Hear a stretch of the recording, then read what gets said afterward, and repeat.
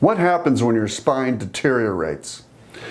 In my opinion, a lot of it depends on genetics. But if you remember your anatomy, or if you don't even know your anatomy, there's a disc in the front and there are 2 joints in the back at every level of the spine.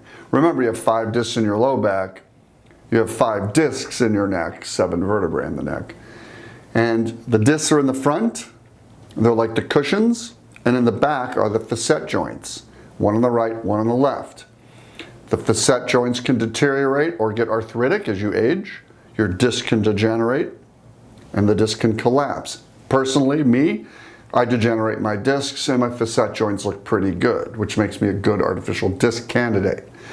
Some people have good discs and degenerative joints. Some people have bad discs and arthritic joints, and they need a different type of repair. But you can degenerate all different types of ways. A lot of it depends on your genetics and your activities. Hope that helps you today.